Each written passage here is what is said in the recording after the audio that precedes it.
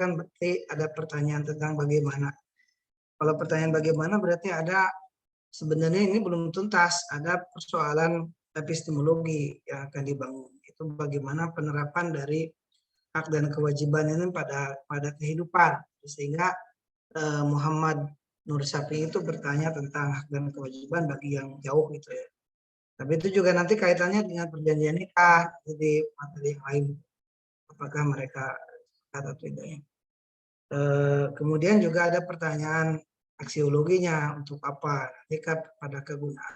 Jadi ada kegunaan materi dari hak dan kewajiban, baik itu Quran, hadis, fikih, undang-undangan yang sangat berguna bagi masyarakat. Tetapi balik lagi ke epistemologi, ternyata belum semuanya menyadari dan memahami dan menyadari. Bahkan memahami juga belum. Kalau memahami belum berarti sosialisasi belum. Kalau sosialisasi belum berarti ada kewajiban juga bagi penyuluh ke kiai ke hanap. Jadi penyuluh lah, karena penyuluh itu dibayar, kalau kiai dibayar sama masyarakat, walaupun bayaran lebih besar kiai daripada penyuluh. Itu Ridwan Pak Makala. Jadi bagi semuanya juga di introduction itu dimunculkan analisisnya batasannya gimana gitu, sehingga nanti ke bawahnya. Terima kasih banyak. Tadi saya menyodorkan tulisan itu supaya jadi bahan saja, bahwa pendekatannya bisa menggunakan pendekatan teori orang tentang mubadalah, tentang ada mutahari, itu gimana tuh yang dianggap Syiah atau mungkin Syiah. Kemudian juga bisa saja misal menggunakan pendekatan tujuan hukum, yaitu keadilan, kemudian kemanfaatan dan kepastian hukum. Nah, teori-teori itu kalau dalam ini sudah pas ya, satu teori terapkan. Tetapi teori-teori itu kalau Anda sekalian senang dengan masalah ini, dikumpulkanlah beberapa pendekatan yang membahas itu. Nanti kalau tidak dibahas di tesis juga mungkin bisa jadi bahan jadi disertasi. Karena di disertasi itu ada 3 teori, ada grand, middle, operasional, bahkan dari teori middle itu bisa jadi 2, aplikatif teori itu bisa jadi 3. Tapi kan kalau sudah punya bahan lebih enak nanti ketika kuliah. Maksud saya ide-ide bahan-bahan itu kadang muncul seperti sedang kuliah. Nah, setelah kuliah mau lupa lagi gitu. Jadi kan kalau sudah dikumpulkan itu bisa jadi nambah hazanah dalam tulisan, atau kalau nanti meneruskan juga bakal senang gitu. Mau meneruskan nasabah, bahan proposalnya sudah ada. Sebenarnya nggak mau kuliah itu bukan karena uang kan masih urusan orang tua juga hari ini. Tapi karena teka harti gitu, ya teh kunaon kuliah dibahas, kayak kuliah bisa. Tapi kalau kira-kira bahan itu sudah terbaca, mungkin yang bisa meneruskan. Jadi, yang saya pahami seperti itu. Jadi bukan persoalan uang itu hanya jadi alasan. Kan kalau misal uang nggak ada, cuti saja 1 semester buat cari duit kan bisa. Besok bisa kuliah lagi. Kalau dipercepat ya kuliah kita kan hanya 3 semester. Kalau jadi 4 semester juga nggak jadi masalah lah. Masih bisa beres di semester 5. Apalagi S3 kan harus 6 semester, beres di semester 6. Berarti kalau kuliahnya tersendat 1 semester, masih bisa beres bareng cepat dengan yang lain. Cuma yang jadi persoalan di 3 terutama adalah buat tesis sampai nggak beres, sampai kuliah deh, ngulang deh kanan, jadi mahasiswa baru deh. Nah ini yang nggak boleh terjadi. Maka sekarang ide itu munculnya di umuran bapak-bapak ibu-ibu sekalian lah, itu di bawahnya itu, temuan jemburidam. Jadi ide itu kan akan muncul, semangat muncul, nah, itu dibuat. Ketika saya kuliah 1 itu, semester 5 itu sudah punya sekitar 6 masalah buat skripsi. Jadi masuk semester 6 sudah masukkan ini, ketika ini ditolak masukkan ini bisa selesai dengan cepat. Jadi memanfaatkan waktu lagi itu harus kemudian simpan di file folder yang tidak pernah hilang. Jadi bisa di email, bisa disimpan di flash disk. Nanti ketika sudah ini dilihat lagi, insya Allah nanti akan bermanfaat bagi. Terima kasih pada pemateri. Silakan lanjutkan moderator, juga terima kasih pada Muhammad Ustaz. Baik, terima kasih Pak Usep yang telah memberikan arahannya. Sebelum ke yang lain, saya mau bertanya terkait hal yang mendasar. Barangkali suka ada pertanyaan di masyarakat yang umumnya itu kayaknya sudah mampu bahwa harta suami adalah harta istri. Nah, itu apakah benar? Gimana penjelasannya gitu. Dan yang pertanyaan yang kedua, barangkali nanti bisa dibantu juga oleh teman-teman. Ilat hukum mulainya ada kewajiban untuk menafkah itu sejak kapan dan apa begitu? Apa dan sejak kapan? Itu barangkali nanti bisa dijawab di diskusi terlebih dahulu. Mangga. Tur nuhun Pak Jihad. Komen. Cuma apa cek? Pak Jikin lah. Mangga telangkung. Bade Ridwan lah mangga. Pak Jihad tadi itu can beres cek abi mah. Harta suami adalah harta istri juga. Nah, tapi itu benar gak harta gitu? Harta istri bukan harta suami. Gitu. Gitu Ya, lengkap gitu. dulu ya. Bisa jadi itu. Kan saya rasa gitu kan ya. Jadi ketika kita di lapangan teh aya nu sami mah balik di anu istri, ketika ayeuna aya anu istri ternyata bukan yang punya suami. Oke. Jadi kembali lagi kita ke bahasan yang tadi. Jadi intinya memberikan nafkah ya. Nafkah itu kan tadi sifatnya kan dari adanya pernikahan itu kemudian dilanjutkan untuk ada kewajiban pemberian nafkah kepada seorang istri. Nah, perihal harta suami adalah harta istri. Ini hartanya harta yang mana dulu? Apakah harta bawaan atau harta pendapatan atau harta yang mana gitu kan? Nah, kalau misalnya tadi hartanya misalnya nggak sampai kawin teh boga imah Lamborghini 2 jika Doni Salmanan gitu ya boga motor boga sawah katanya berarti itu kan harta suami atau hasil kerja dari suami misalnya imah tipas kawin teh menang gawe suami wah gitu nah hartanya harta yang mana dulu itu kan yang kita garis bawahinya gitu ya kan kalau sepengetahuan saya ketika di lapangan ya jadi ketika sudah menjadi suami istri memang sudah seperti itu yang tadinya suami istri meskipun hartanya harta bawaan mungkin ya tapi ketika sudah menikah ya sudah lakinya misalnya pupus itu udah milik istrinya dan juga anak-anaknya kalau pengetahuan saya itu mungkin dan kemudian perihal yang kedua tadi landasan atau elat apa? Kajian apa ya tadi teh? Jadi kalau ilat hukum itu seperti ini. Kita diwajibkan berpuasa Ramadan. Itu diwajibkannya kalau setelah melihat hilal atau ya. Jadi kewajibannya mulainya setelah hilal. Kalau misalnya memberi nafkah itu kapan maksudnya? Kalau saya itu apa ya? Ilatnya mungkin yang pertama kalau bisa ngambil dari kaidah usuliyah mungkin yang pakai malayatimu al-wajib bilfihi bahwa wajib tidak sempurna kewajiban kecuali yang wajib. Jadi ketika sudah ada hukum akad sah pernikahan itu sudah sah ketika seorang suami memberikan nafkah kepada seorang istri. Mungkin Pak Dokter punten gitu Pak. Maka nusanesna komandi Pak Jihad. Karena kan kalau di tadi puntennya kalau misalnya nafkah itu sebagai balas budi ataupun bahasanya itu kita membeli untuk bisa berjima begitu.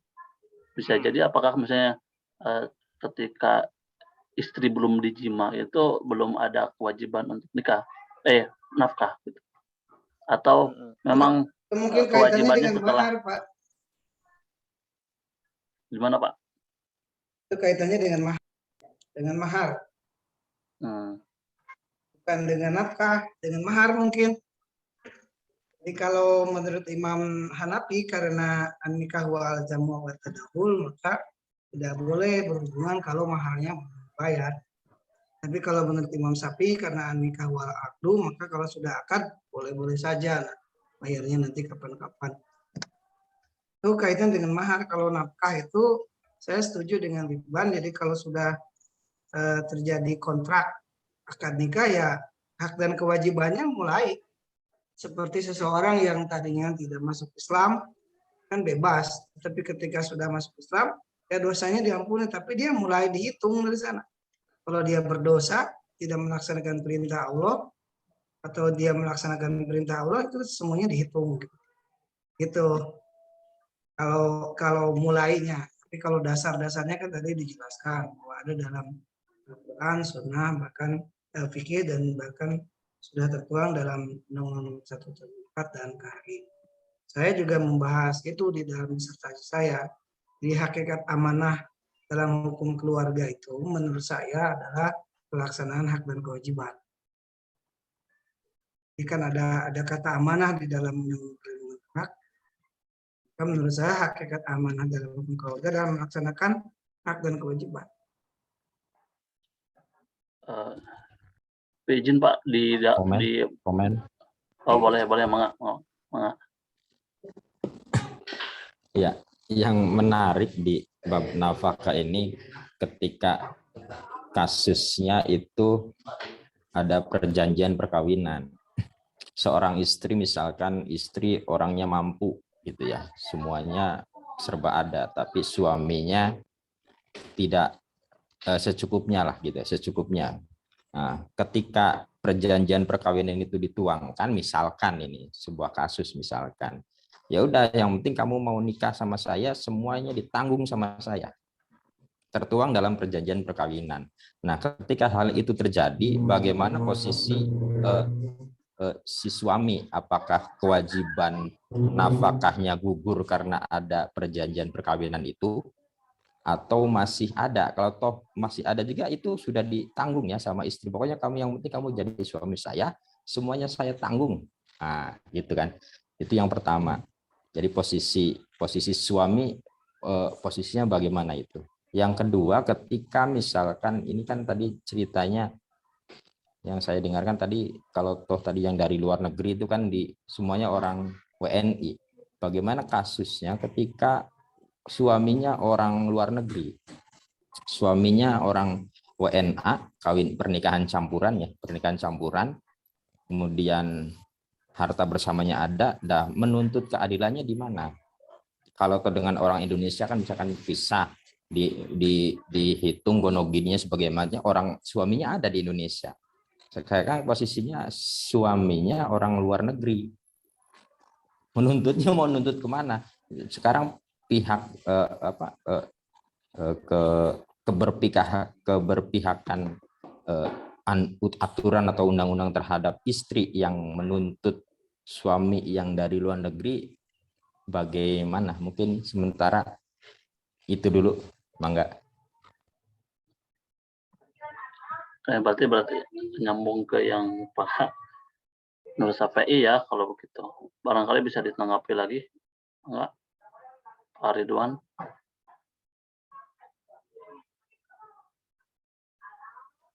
Betulnya yang bisa ngejawabnya Pak Haji Ikin sendiri itu. Itu Pak Haji, bahasan Pak Haji Ikin sama Pak Haji Aceng itu mah. Biasanya Pak Haji Aceng sih yang ngejawab pertanyaan Pak Haji Ikin. TikTok aja ya. Aduh, nggak ramai nih TikTok kan. Sama kepala KUA dilarang saling mendahului. Tadi Abi teh baca yang di-share sama Pak Usep, sama Pak dosen. Keterkaitan dengan nafkah ya.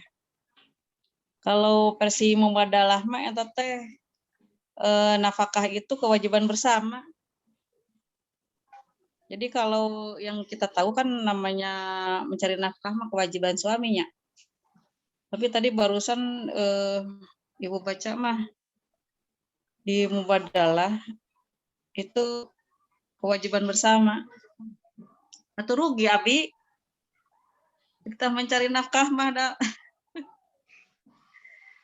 maksudnya itu kan kita mandiri, perempuan mandiri secara ekonomi itu bukan untuk menafkahi keluarga, tapi ada kondisi-kondisi yang memang kita membutuhkan materi itu untuk kepentingan, ya seperti saya mungkinnya kepentingan di organisasi, atau kepentingan di keluarga sendiri, seperti kalau ada keluarga dari pihak saya ada kebutuhan, kan kalau meminta ke suami kan jadi ributeun, diskusian gitu. Nah, nyungkeun ageng-ageng misalnya teh kanggo naon kan jadi bertele-tele gitu ya. Nah, di sini ditempatkannya bahwa perempuan harus mandiri secara ekonomi itu mencari nafkah bukan untuk menghidupi keluarga, tapi untuk menghidupi kehidupan pribadi. Kebutuhan yang tidak tercover gitunya.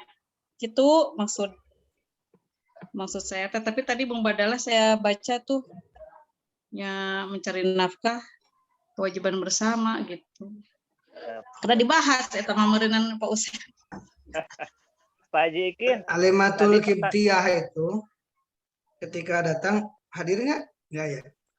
Hadir Bu. Hadir Pak Alimatul Abi, Pak. Kibtiyah itu kan mengatakan gini contohnya. Suaminya dulu di perusahaan Pertamina. Gajinya gede. Maka dia yang ngurus keluarga.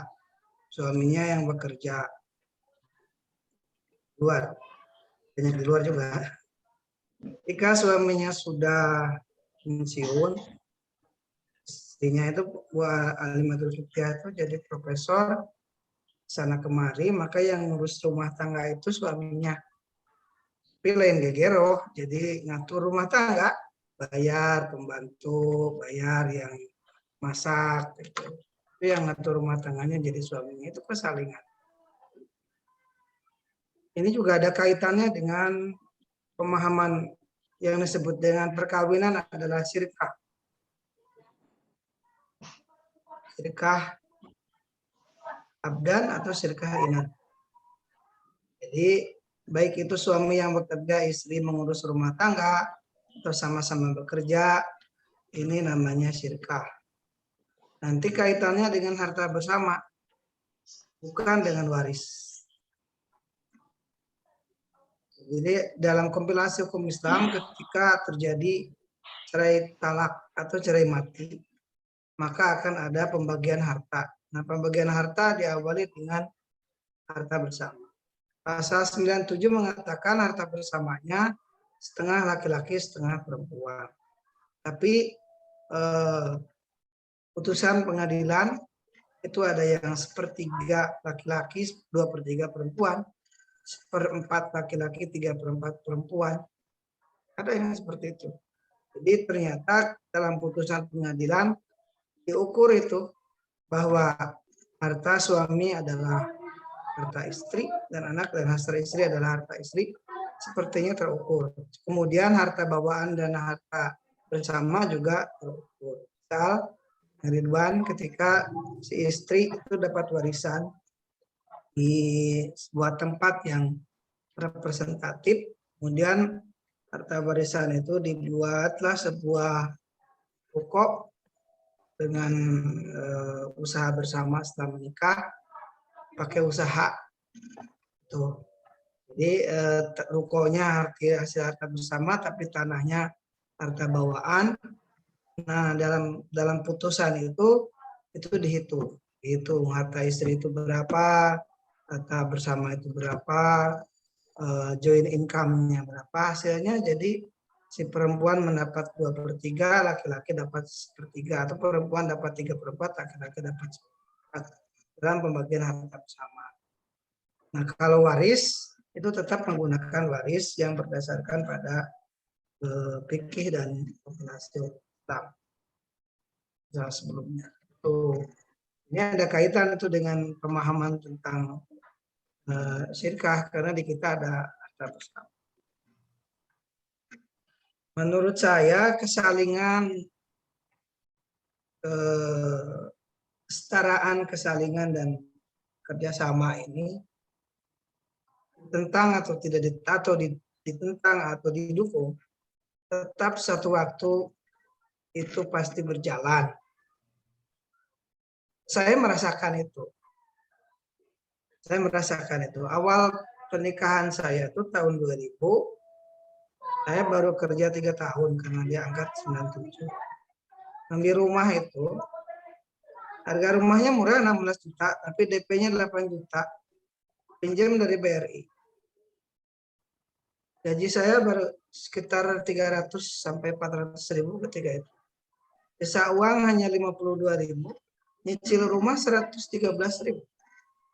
Sisanya nggak ada, buat makan nggak ada. Istri kerja, jadi bayar rumah, sisanya dari istri, makan dan ngurus anak, membayar pembantu bagi anak dari.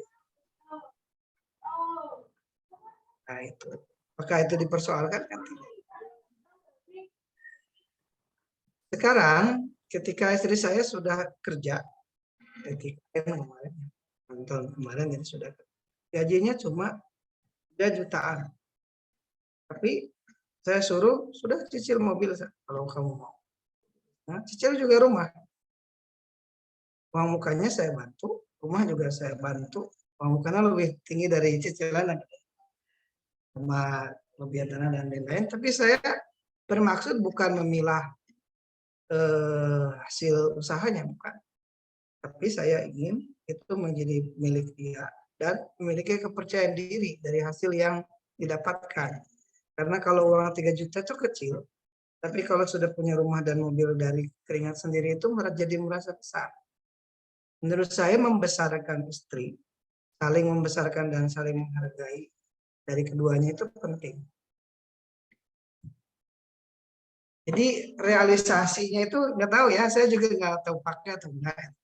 Ya, kalau teori-teori itu kan baru sekarang kita ini, tapi dalam kehidupan itu tidak bisa track. Sehingga pertanyaan Pak Ikin tadi, Kes penting mah kawin jeung saya tanggung sagalana. Apakah itu kahayang ngumpul Pak Ikin gitu misalnya teh. Istri kedua kan Pak Ikin lebih jadi istri kedua kayak sagalana tanggung Pak Abdi. Penting lebih jadi istri kedua we lah. Pak Ikin teh kasep jeung bijaksana misalnya. Kahayang eta mah ngimpi pas udang sareng geus eueuh.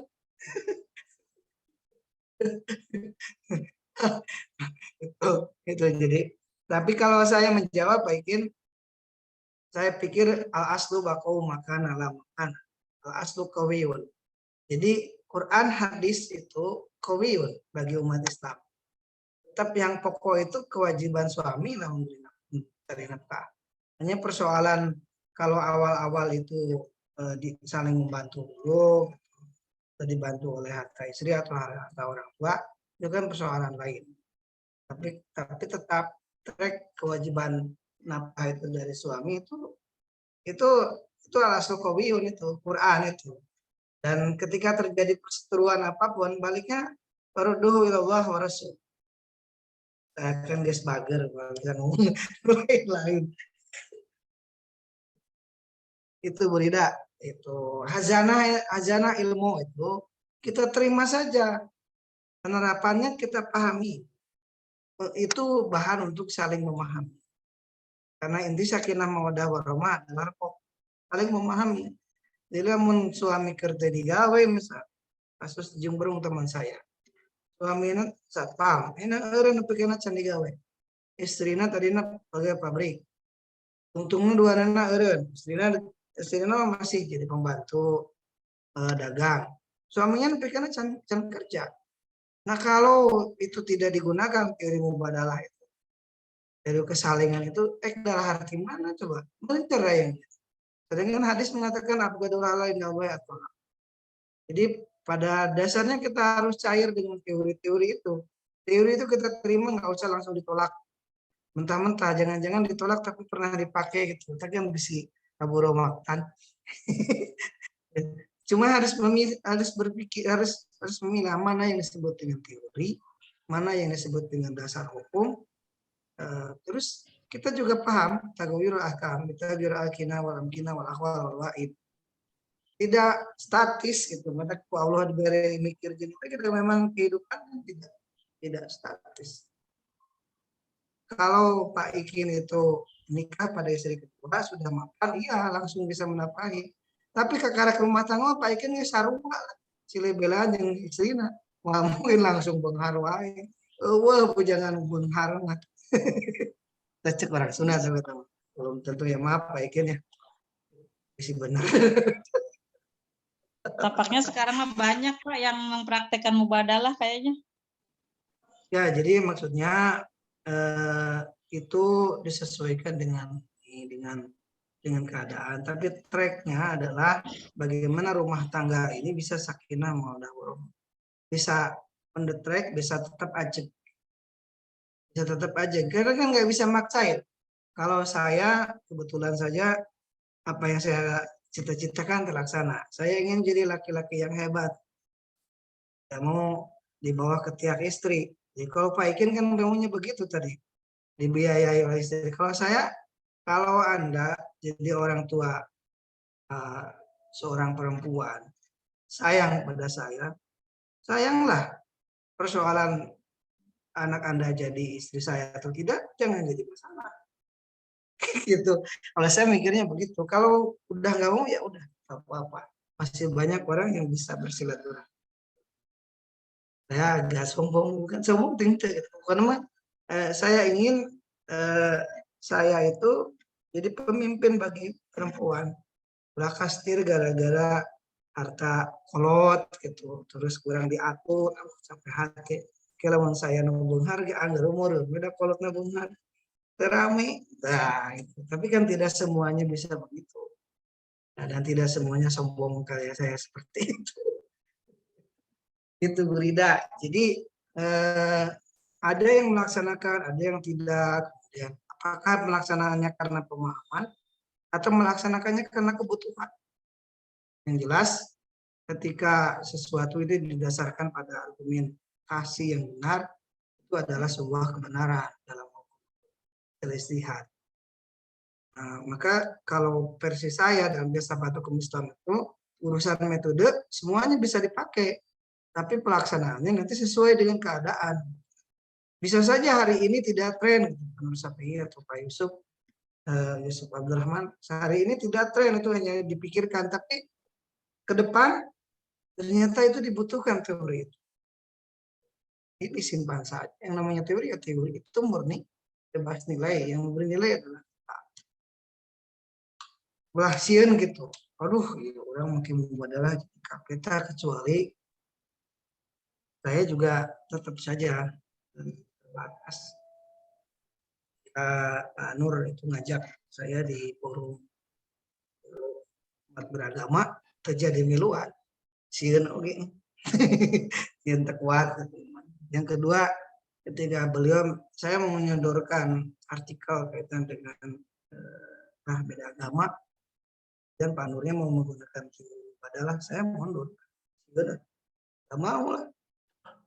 Nanti saya masuk skop saya, tapi diri mubadalah dalam agama kan ada berat, mubadalah dalam agama. Kalau mubadalah dalam keluarga masih mending perdata. Tapi kalau sudah agama kan harus kaitannya dengan akidah. Saya nggak mau. Lebih baik saya dapat fokus dari sana. Bisa mikir deh saja. Nah, satu sisi itu suka begitu tuh saya. Dulu itu waktu ke-1 tuh saya senang filsafat, sangat senang. Diskusi sama orang lagi dari filsafat semester 5, saya semester 3. Tapi ketika ngomongin awur, nah dia nanya Quran itu yang asli yang mana, yang lama pun ya. Tapi pas Quran kemudian didiukan, saya berhenti langsung ketika itu berhenti diskusi, berhenti mikir, setelah itu saya pindah dari filsafat itu ke Pak Juhaya. diskusinya pindah ke Pak Juhaya, karena Pak Juhaya itu ada batasan itu. Semua orang juga punya batasan. Walaupun misal Pak Ikin ngomongnya ini Pak liberal, tapi pada dirinya akhirnya ada batasan. Dia khawatir dengan akidahnya, dia khawatir dengan segala. Saya juga dalam menjelaskan, kayaknya sekarang itu sudah ada kesadaran. Jadi untuk hal tertentu rem supaya tidak melontar apalagi ke S1 karena pemikirannya belum kuat. Itu agak sedikit doktrin yang diberikan. Tidak semuanya diberikan. Saya pikir pertanyaan-pertanyaannya yang bagus-bagus dan respon-respon. Mudah-mudahan itu semuanya bisa berkah dan memberi berkah pada yang lain. Silakan dilanjutkan lagi, Pak Moderator. Maaf kalau jawaban saya kesana kemari. Izin bertanya, Kang Jihad. Baik. Terima kasih Pak pencerahan. Mangga Tanila. Ya, terkait dengan pandangan bahwasanya nafkah itu yang tadi nafkah mubadalah yang telah dijelaskan oleh Bu Aida tadi, saya juga pernah menjumpai satu kasus. Kasusnya itu adalah suami istri yang keduanya itu bekerja, namun dalam kasus tersebut si suami entah ada rasa keegoisan atau gimana gitu. Mereka berdua kerja di satu pabrik yang sama, namun si suami berpikir bahwasanya ketika istri bekerja itu tidak wajib untuk dirinya memberikan nafkah kepada si istri. Jadi istri wajib menanggung, ketika istri bekerja, istri wajib menanggung kebutuhan rumah tangga sepenuhnya gitu. Jadi suami tidak digunakan untuk memenuhi kebutuhan rumah tangga, baik itu sandang, pangan maupun papan gitu. Nah lalu si istri ini mengeluh gitu, apakah memang betul bahwasanya ketika istri bekerja itu tidak kewajiban seorang suami untuk memberikan nafkah kepada istri itu gugur begitu saja gitu. Lalu si istri ini karena dia mendapatkan uangnya hasil sendiri, dia itu memberikan sebagian daripada pendapatannya tersebut kepada orang tuanya, kepada ibunya, karena dia berpikir bahwasanya orang tuanya yang telah menjaga dia, merawat dia, mendidik dia sampai dengan bekerja seperti itu, karena berkat seorang ibu dan juga seorang ayah gitu. Maka dari itu dia berinisiatif untuk memberikan sebagian pendapatannya setiap bulan kepada ibunya seperti itu. Nah, lalu si suami tersebut marah karena apa? Karena si istri tersebut memberikan sebagian gajinya kepada orang tuanya itu tanpa sepengetahuan si suami, dengan argumen bahwasanya kebutuhan rumah tangga itu juga belum cukup untuk memenuhi kebutuhan rumah tangga itu belum cukup. Jadi si istri tidak boleh memberikan sebagian gajinya kepada orang tua. Jadi si uang istri itu semuanya itu wajib hanya untuk memenuhi kebutuhan rumah tangganya saja gitu. Nah, menurut pandangan Kang Ridwan, Pak Ridwan, itu seperti apa, ataupun dari teman-teman gitu, jika menjawab kasus seperti ini seperti apa? Terima kasih.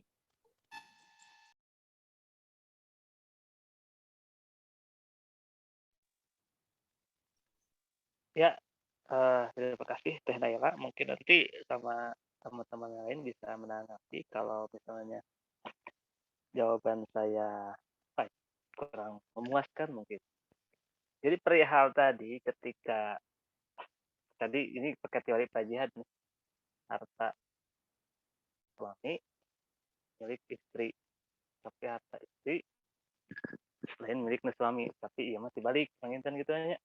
Balik karena dua anak kerja dalam satu pabrik yang sama, ketika sudah taruhlah gajian, mungkin jadi si suami enggak wajib melakukan pemberian nafkah kepada seorang istri.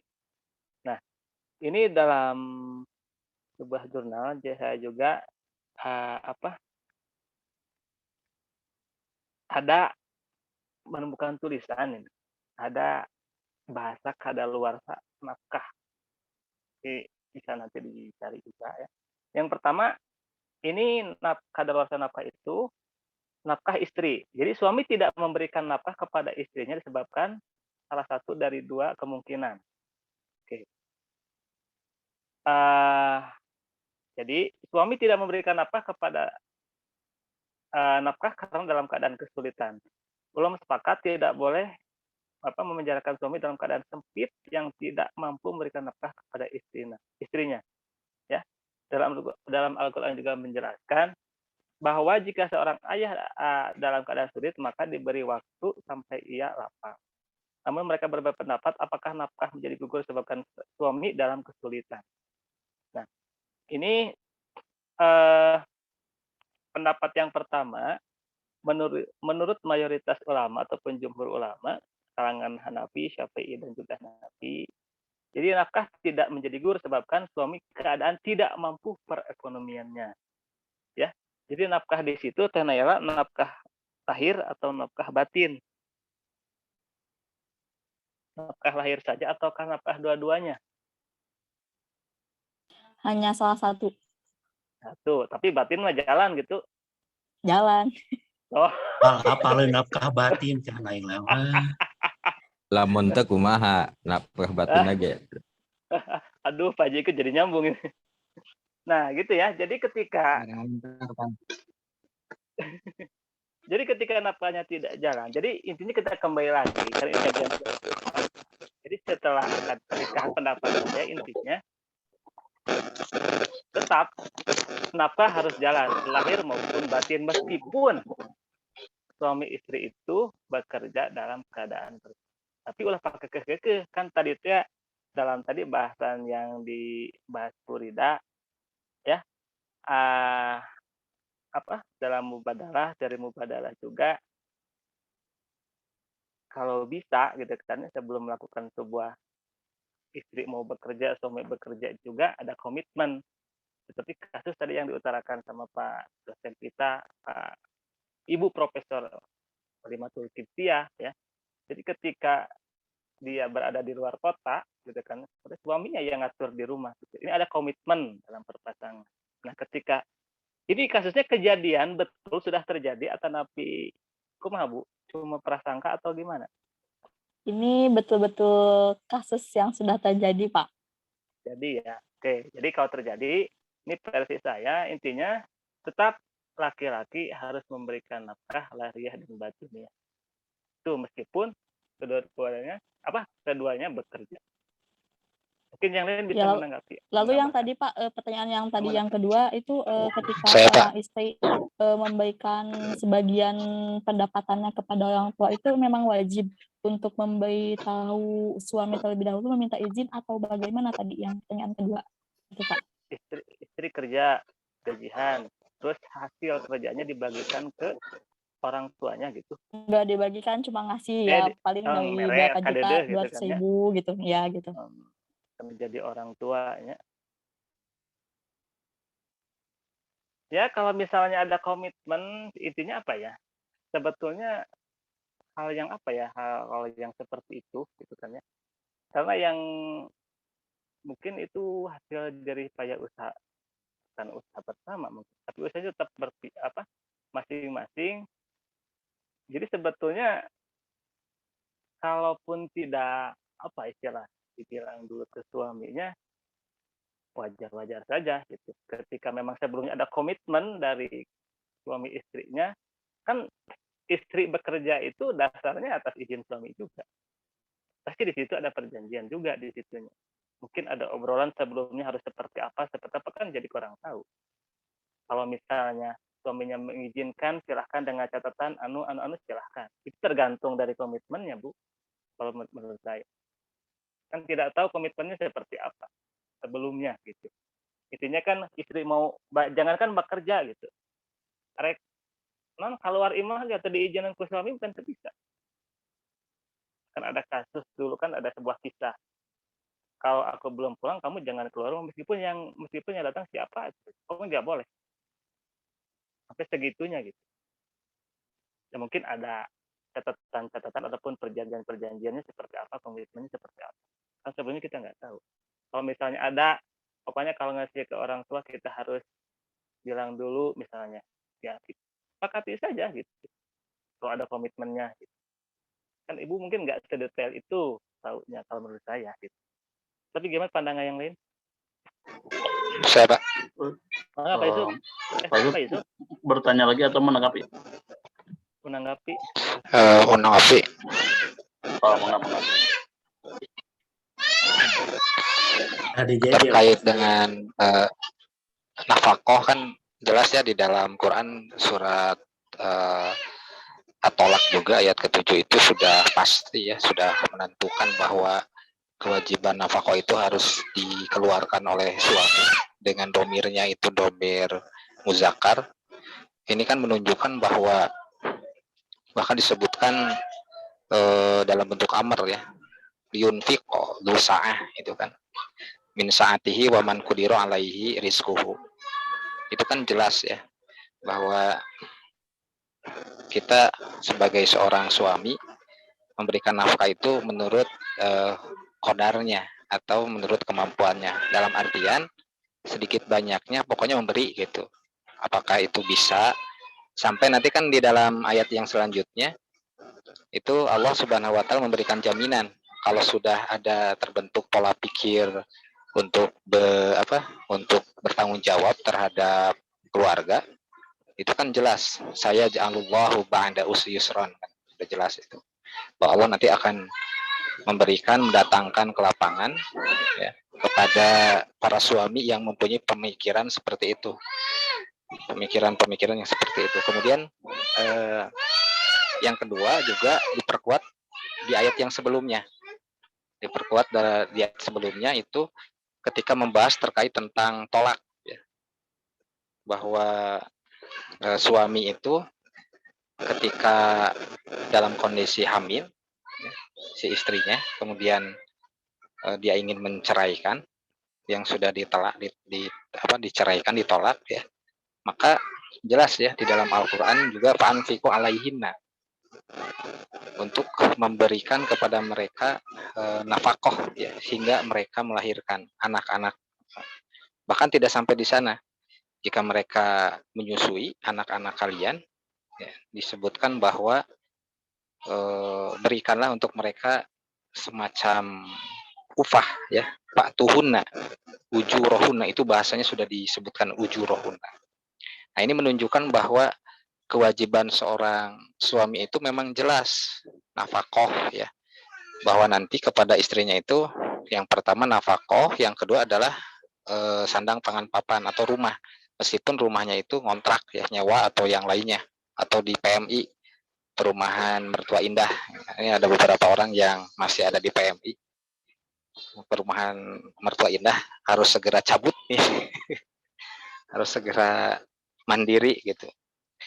Kemudian tadi terkait tentang komentar bahwa istri kalau misalkan bekerja gitu kan, ini kan jelas ya, saya mengambil beberapa hal yang cukup menarik ya di dalam satu hadis Nabi SAW terkait tentang kewajiban istri, yang memang ini harus diperhatikan oleh kita bersama, bahwa kewajiban istri itu kan di dalam hadis jelas ya, istri itu wajib untuk taat kepada suaminya. Bahkan istri itu kalau misalkan dilihat di dalam hadisnya, hadis riwayat Ahmad itu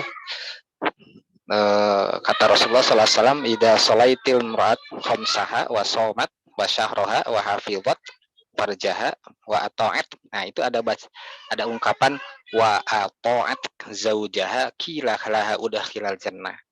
Itu apabila seorang perempuan melaksanakan sholat 5 waktu dan salah satunya itu adalah taat kepada zaujahanya, maka kata Rasulullah dikatakan, masuklah engkau ke dalam surga dari pintu yang mana saja. Artinya sebetulnya kata kuncinya ada di suami. Kalau misalkan kata suaminya ya, karena otoritas keluarga itu adanya di suami. Maka nanti yang pertama, kata kunci dari suami, kalau ini Pak, kalau misalkan suami itu menyatakan tidak boleh bekerja, nyawayahna harus taat gitu. Tapi itu juga kalau misalkan suami sudah memenuhi semua kebutuhan, ya, semua kebutuhan sudah terpenuhi, kemudian masih ingin bekerja. Nah ini kan ketaatannya harus diperhatikan. Kalau misalkan suami seperti itu. Tapi kalau misalkan disuruh tidak bekerja, akan tetapi kondisi ekonomi berada di bawah standar kenormalan, ya tidak boleh bekerja dan kesempatan bekerja bagi istri pun ada gitu. Maka ini tetap secara pintu untuk bekerjanya itu adalah di suami.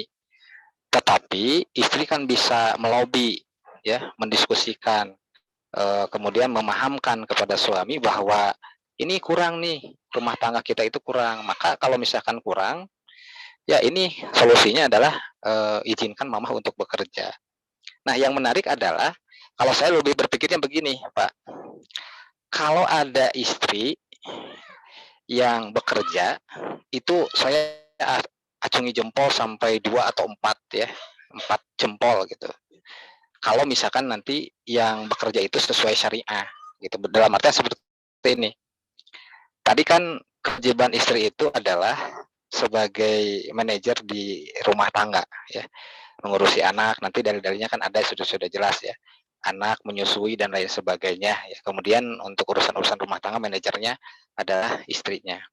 Kalau ada istri yang bekerja, berarti posisinya itu adalah dia memiliki 2 tanggung jawab. Yang pertama, tanggung jawab yang ada di rumah. Yang kedua adalah tanggung jawab yang ada di kantor. Nah, maka saya sebutnya acungi jempol 2 sampai 4. Kenapa? Ini Wonder Woman ya. Jadi si tenaga di rumah, kemudian tenaga di luar gitu, 2 kali gitu. Dan menjadi satu perhatian adalah jangan sampai nanti istri-istri yang bekerja ini justru malah sebaliknya mengedepankan hal-hal yang erat kaitannya dengan pekerjaan, tetapi malah justru mengabaikan kewajiban yang utamanya. Jadi kewajiban utamanya tetap ya sebagai ibu rumah tangga, sebagai istri, akan tetapi karena bekerja ini jadi 2 kali. Maka saya punya saudara yang kalau misalkan dia bekerja, saya sampaikan seperti itu. Berarti harus beres dulu di rumah, ya. Apakah nanti beres di rumahnya itu dalam bentuk tadi ya, hanya manajerial saja, tidak langsung terjun, ya. Tetapi memang terkait tentang hal ini, bagaimana seorang istri memberikan pelayanan terhadap suaminya itu jangan sampai diwakilkan kepada pembantu, ya, ataupun kepada yang lainnya yang menyebabkan di sanalah muncul-muncul keretakan di dalam rumah tangga karena memang sudah tidak ada lagi komunikasi, sudah tidak ada lagi sentuhan-sentuhan antara suami dan istri. Maka kalau menurut hemat saya terkait tentang istri yang bekerja sebetulnya sah-sah saja, ya, sah-sah saja untuk bekerja. Cuman yang harus diperhatikan adalah jangan sampai pekerjaannya itu ya tidak menjadikan dia menyelesaikan kewajiban-kewajibannya di rumah. Maka luar biasa kalau misalkan ada seorang istri yang bekerja kalau menurut hemat saya dengan sesuatu yang tadi disampaikan. Kemudian kalau misalkan terkait tentang nafkah yang tadi istri memberi, memang kalau misalkan kita perhatikan di dalam Al-Quran ataupun dalam hadis-hadis, ya bahwa orang-orang itu atau istri-istri yang memiliki harta, memang harus diperjelas dalam rumah tangga itu kepemilikan dari harta-harta tersebut. Rumah milik siapa, gitu. Kemudian mobil milik siapa, TV milik siapa. Kenapa? Karena ini hubungannya nanti dengan waris. Jadi nggak bisa kalau misalkan seorang istri tadi meleburkan hartanya itu dengan suaminya, karena nanti hubungannya ini adalah waris. Misalkan seorang suami membeli rumah. Nah, ketika seorang suami membeli rumah, harus jelas ini diberikan kepada istri, atau ini milik suami, atau nanti diberikan setengahnya terhadap istri, yang nanti kenapa harus diperjelas dari awal? agar nanti jelas juga pembagian waris yang akan disampaikan kepada anak ataupun ahli waris ataupun tirkah itu sudah jelas ini milik siapanya. Karena kalau misalkan tidak diperjelas dari awal, nanti akan muncul tadi ya konflik-konflik harta gono gini dan lain sebagainya. Itu kan karena tidak dibicarakan di awal. Jadi kalau misalkan tidak dibicarakan di awal, tentu saja akan menjadi masalah nanti ke depannya. Misalkan si istri menganggap ini rumah adalah rumah istrinya. Kenapa? Karena dia nyicilan. Si suami juga sama, ini menganggap bahwa ini rumah adalah rumah dirinya sendiri. Karena dia yang memberi DP misalkan. Itu kan ada kasusnya yang terjadi. Dosen di salah satu universitas Bandung, Islam di Bandung, itu suaminya adalah seorang polisi yang kemudian dia membangunkan rumah untuk untuk keluarganya, tetapi si tanahnya itu adalah tanah milik keluarga istrinya. Nah, ketika terjadi perceraian, si suami tidak mau keluar dari rumah karena beranggapan bahwa bangunan ini dari dia gitu. Kemudian juga si istri nggak bisa mengusir dan memang benar bangunan yang dibangunkan itu dari suaminya gitu. Akhirnya kesepakatannya adalah kalau bisa mengganti bangunan maka keluar, atau kalau bisa mengganti tanah maka tetap tinggal gitu. Secara ini seperti itu. Maka harus ditegaskan lagi dalam urusan rumah tangga itu adalah kepemilikan. Jadi ini milik siapa, agar nanti kepemilikan inilah yang menjadi dasar semua hal jadi terang benderang. Kalau punya suami cerai ya sudah, wayah nawe gitu ya, dibagi. Tapi kalau punya istri yang wayah nawe suami tidak punya hak untuk melakukan hal tersebut gitu. Itu mungkin komentarnya. Terima kasih. Baik, terima kasih Pak Yusuf. Komentarnya saya sedikit menanggapi juga terkait pembatalan hak kewajiban suami ketika misalnya kapan dia tidak berhak memberikan nafkahnya. Di artikel yang saya baca ternyata ada syarat menerima nafkah bagi istri. Yang pertama itu dewasa. Maksud dewasa di sini bukan usia ya, tapi sudah layak untuk melakukan hubungan alias jima. Kalau misalnya ketika dinikahin ternyata masih anak kecil, itu tidak ada kewajiban suami untuk menafkahi. Ini sesuai dengan riwayat ketika Nabi menikahi Siti Aisyah itu kan kecil, tapi tidak dinafkahi terlebih dahulu sampai satu rumah gitu. Kemudian yang kedua, tidak bisa terbebas kalau misalnya istrinya tidak menyerahkan dirinya sepenuhnya untuk suaminya, khususnya dalam hal hubungan seksual. Jadi kalau misalnya tadi nafkah batinnya tidak diberikan oleh istri, itu bisa jadi nafkah lahir dari suami boleh tidak diberikan. Yang ketiga ini karena hilangnya ilat yang pertama, kan ilat kewajiban nafkah itu karena akad nikah. Bila akad nikahnya tidak sah atau ada yang cacat, maka hak istri atas harga nafkah itu menjadi gugur dengan sendirinya.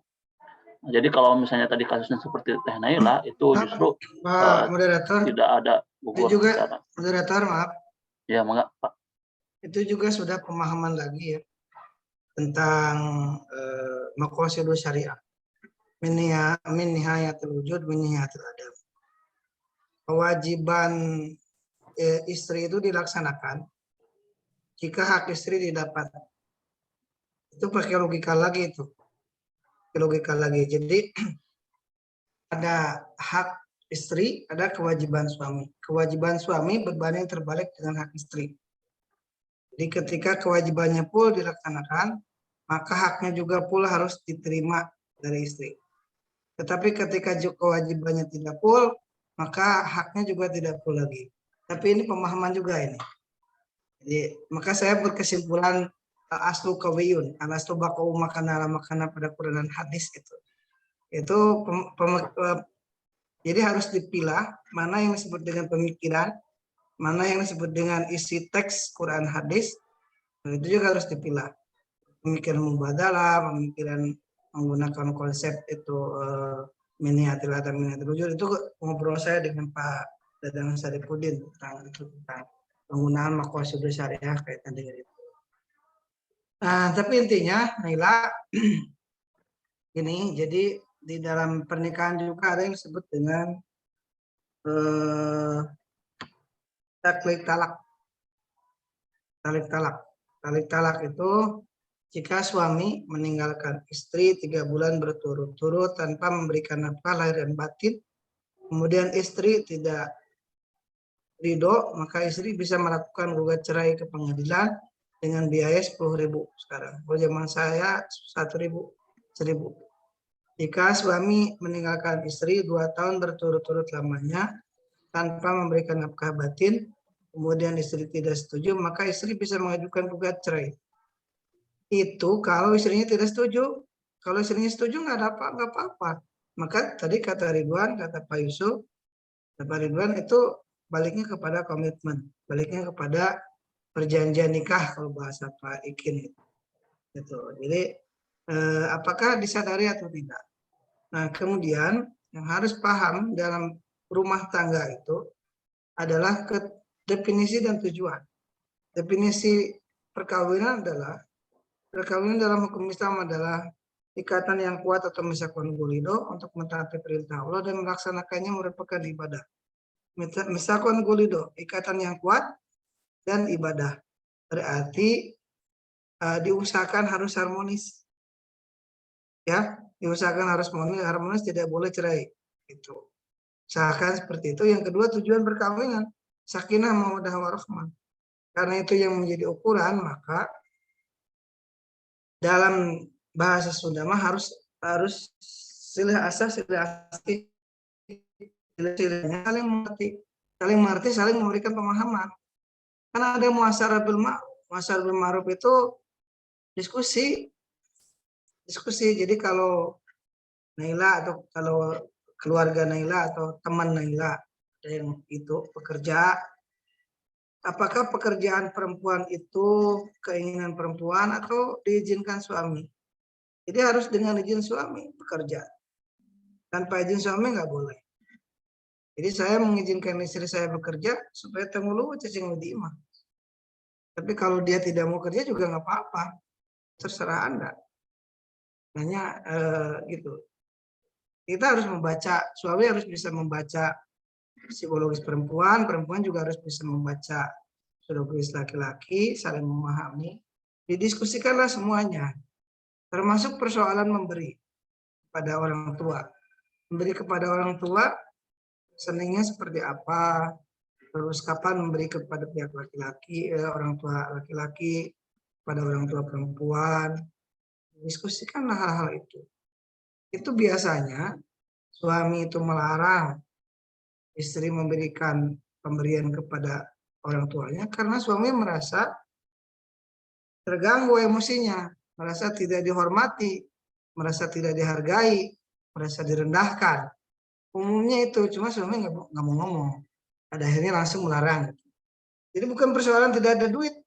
Biasanya kan persoalan-persoalan itu. Dan istri dengan gagahnya juga kadang-kadang didasarkan pada Quran lah, hadis lah, tapi sebenarnya pembenaran pada keinginan sendiri yang ingin memberi kepada orang tua dengan anggapan ya pemberian itu kan baik.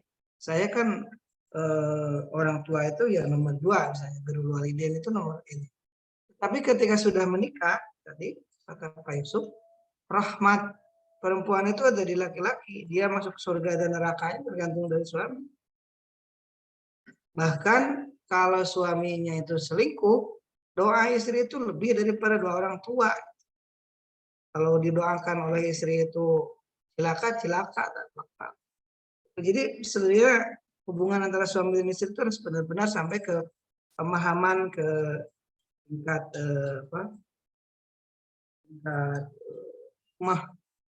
hikmah dan asror dalam perkawinan juga harus dipahami tentang itu. Jadi bukan hanya persoalan-persoalan melaksanakan hukum selesai karena persoalan itu, tapi esensinya tujuan perkawinan, sakinah mawaddah warahmah dan ibadah itu harus harus sampai ke sana gitu. Harus sampai, jadi ketika di dalam KH itu mengatakan suami wajib memberikan nafkah sekemampuan. Tadi persoalan alimatul qibtiyah itu bukan tidak memberikan nafkah. Suaminya masih memberikan nafkah kalau PNS itu kan masih punya gaji. Dan mungkin juga masih punya simpanan. Cuma persoalan hak dan kewajiban. Karena istrinya masih bisa beraktivitas dan diizinkan oleh suami, ya saya mau ke Bandung dulu memberikan ceramah. Tolong Bapak yang ngurus persoalan keluarga. Karena kan anak juga merupakan kewajiban orang tua. Kalau ditinggalkan saja oleh pembantu kan banyak kejadian yang tidak diinginkan. Itu kan masalah saling memahami. Persoalan sekarang teorinya jadi mubadalah dan lain-lain. Itu kan orang supaya keren, supaya ilmunya diakui, supaya jadi profesor bisa seperti itu. Tapi pada kenyataannya adalah saling memahami itu. Saling memahami, namun Pak Yusuf ke kuliah kan perlu nama temennya udah ngurus suami istri lah, muncul istri teh abis teka urusnya tuh tidak terberikan nafkah batin gara-gara ayu wae lulus kuliah ngerjakan tugas, ayo tugas apa majikan itu juga bagian. Kalau tidak ada keselarasan, tidak ada saling memahami, itu nggak bisa diskusi pakai dalil nawan-nawan, nggak bisa. Itu kan harus saling nepok, harus saling memahami soal gitu ya. Jadi ada hal-hal yang penting yaitu ini moral feeling, moral pendekatan pada hati dan saling memahami dalam menyelesaikan persoalan-persoalan. Ini muasyarah bil ma'ruf itu bukan pemahaman hanya berhubungan badan, tapi saling memahami. Saling memahami itu yang paling penting dalam, menurut saya paling penting untuk bisa perkawinan itu bisa konkulido dan taat perintah terlaksana dan tujuan perkawinan itu tercapai, yaitu dengan saling memahami dan saling mengerti. Itu semuanya akan selesai. Nya tusuk ke orang tua kita kasih tapi 2 bulan sekali. Kita atur ini kebutuhan kita segini, kebutuhan dapur segini, gitu kan bisa begitu. Akan saling paham kalau saling terbuka. Istri terbuka. Kalau sudah ogah kerja ya nggak usah kerja, karena kewajiban suami itu. Daripada mengganggu rumah tangga, terus istri merasa tertekan karena pekerjaan, jangan. Tapi istri harus menerima nafkah dari suami seadanya, sekemampuannya. Itu kan kata hukum juga begitu, kata itu ya. Jadi sesuatu itu bisa menjadi perceraian ketika tidak ada kesadaran menerima dalam hati. Kalau ada kesadaran menerima, memuat si kumaha wae malah jadi kawin deui, itu malah jadi selingkuh. Kalau memang kaitannya didasari bahwa cari nafkah itu untuk kepentingan bersama, untuk ridho Allah. Cuma kira-kira diselesaikan masalah, balik lah kamu ayo TKW. Nah, imah wae. Imah gitu bapak gawean. Nah, jadi kembalinya kepada tujuan perkawinan dan taati perintah. Itu tanggapan saya. Bahkan persoalan tunkahul mar'ah li arba'in juga saya sudah dari awal kuliah dawar saya ngajar, saya sudah bilang ini persoalannya adalah rasa. Apakah bogoh itu kepasangan? Namun kira-kira bogoh mah semua juga bisa selesai. Nah, orang tua tidak setuju bisa berdoa. Kalau masih tidak bersetuju dengan berdoa, ya bisa nih numpang nikah. Nah, kalau ada alasan seseorang itu sudah punya anak 3, kemudian bercerai, kemudian nikah dengan orang lain dengan alasan baheula dijodohkan. Jadi kawinnya karena saya jangan pernah semoga berarti lo. Ternyata hal nafsu yang seperti itu kan tidak logis. Logika yang dibuat-buat untuk menguatkan keinginan. Ya, hal-hal yang ketika sudah terjadi, maka itu sudah kesimpulan. Misal nikah awalnya nikah itu kan udah perjanjian diri kita dengan yang menerima, itu berarti karena konsekuensinya harus diterima semuanya. Yang jadi alasan nanti kejahatan atau kejelekan itu akan dikembalikan kepada Itu mungkin ya hal-hal yang di luar teori. Ya, teori-teori itu kita terima, tapi santai saja lah memahaminya. Nggak usah misalnya mubadalah dipakai semua. Tapi ya kalau kadang-kadang kepepet ya kita pakai tidak salah juga.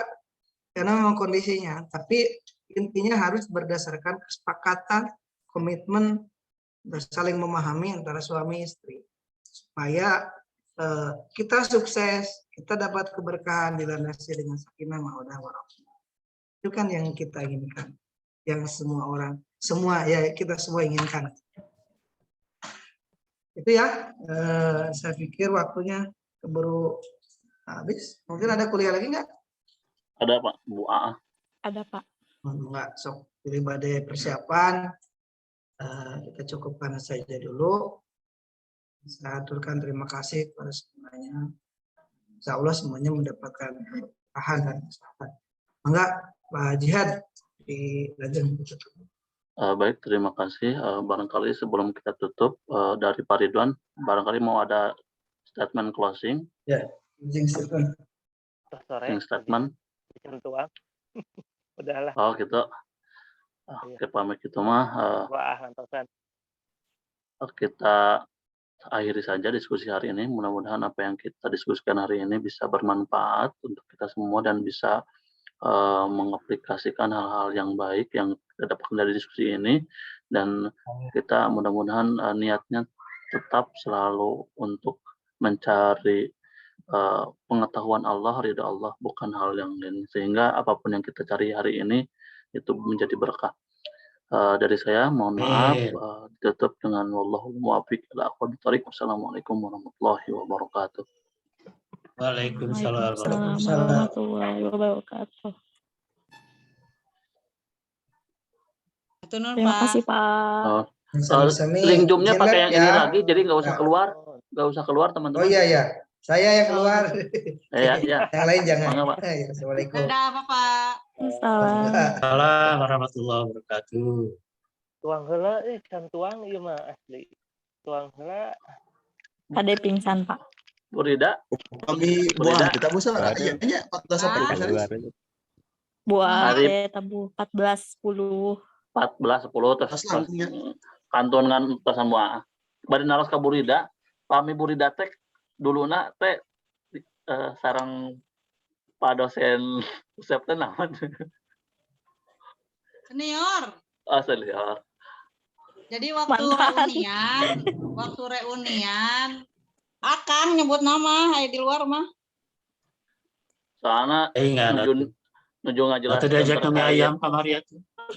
Ya. Nuju iya menjelaskan terkait iya suami yang baik, Burida ya menyimak.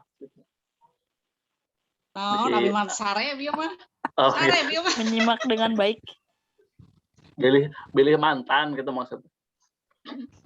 Oh, henteu. Oh, henteu. Sigana banyak, rada asa-asan nyebutkeun teh lagi. Mantan. Tuh, Paceng. Cinta teh pendam. Oh, atau anak ilmu hukum dulu mah aku mah enggak sama anak AS lagi. Senior.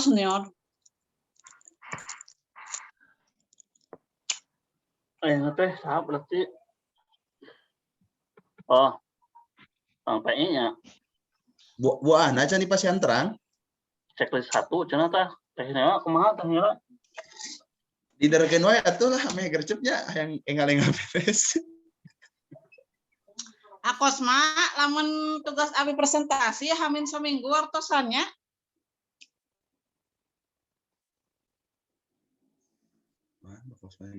Sigana mah punggahan teh moal jadi, Baji. Hah? Punggahan sigana mah moal jadi bener. Online atau munggahanana? Belum ada balasan dari Bu Aahnya. Sakit naon kemarin neng bawa